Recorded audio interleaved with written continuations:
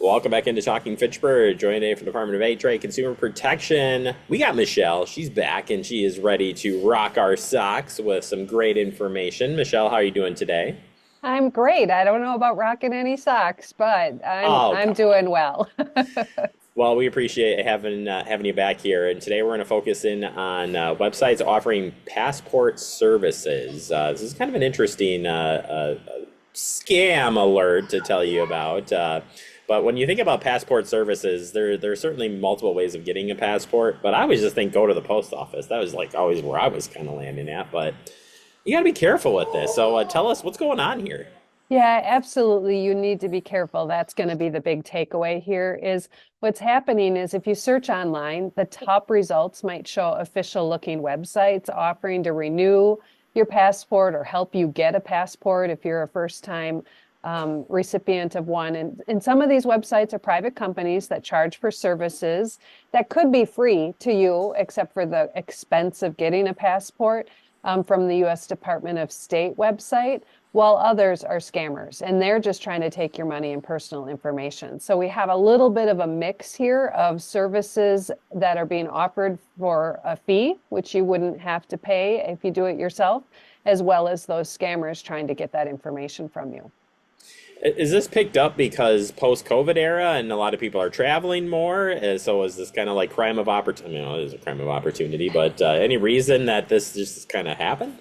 Well, we're just seeing nationwide that there's just this influx of imposter websites out there all across the board, especially when it's trying to impersonate the government. And again, it might be companies offering a fee for service for things you can do yourself and just pay then the fee for that item that you need, or it's these scammers, again, taking advantage. What they're doing, the scammers, is setting up sites with similar names. They have flags and seals on them, so they are pretending to be affiliated with the government. And they are charging anywhere from 60 to a few $100s on top of the regular passport fees that do exist for applying for a passport. And they promise to help you get a passport. And they even sometimes indicate that they will accelerate your place in line, if you will, put a little bit more of a priority on things for you. But what will happen if you engage with the scammer side is you're going to lose your money and likely your personal information that you handed over as part of the application process. If you deal with one of the companies that's a paid for service, there you're going to end up just paying more for your passport, and they don't have any special privileges to get accelerated services for you. I mean, that you if you need an expedited passport, there's a process for that with the US government. And yes, there's extra fees, but the company isn't going to get you any higher in line. Oh, come on. That's like this sounds too good to be true if you ask me, which should be a red flag for you out there and I and everybody else. Overall, these scam. I always think to myself if I was sitting in my looking at all of these things, these scams are working. And I think that is something that I like to just kind of remind people of like we don't just talk about these things because we're just we want to warn you, but it's actually working. So when we get together and talk about these things and looking at this one specifically, you guys are actually seeing people lose out on or being scammed on these things or identity. It can lead to a lot of things. So as a good reminder, just in general on all of these things, I mean, these are active things that happen every single day and people still fall victim to it. Is that right? Yeah, absolutely. We wouldn't be talking about it if it wasn't something that other people were experiencing, having lost money, having lost information, having paid unnecessary fees. I mean, it's perfectly fine if you don't want to have to do the processing yourself and you do want to pay somebody, but there needs to be awareness. That's not where you need to go if you just want to be doing it yourself. And there's so many imposters. There's so much trying to elevate above the place that you need to be. So I do want to put it out there for everyone. The U.S. Department of State is the agency at the federal level that handles passport services. So that's where you want to get to, travel.state.gov.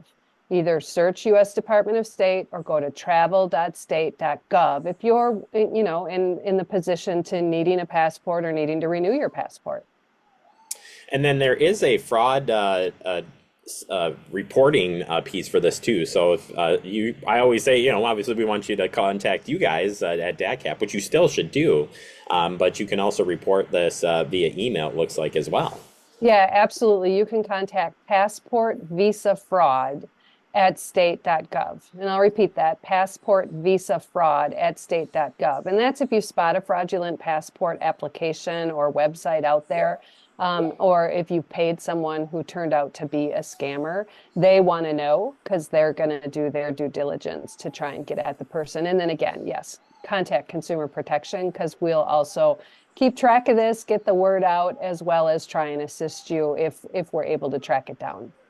All right, Michelle, I appreciate the update, and hopefully, again, you do some research and maybe stop and just take a breath before you go through and make any decisions on this. But great information as usual. If people want to stay up on the latest on what you guys are doing, or have questions, or want to report, how can they find you?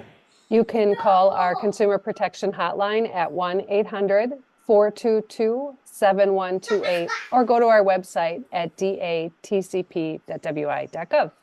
Thank you so much, Michelle. We'll talk soon. Sounds great.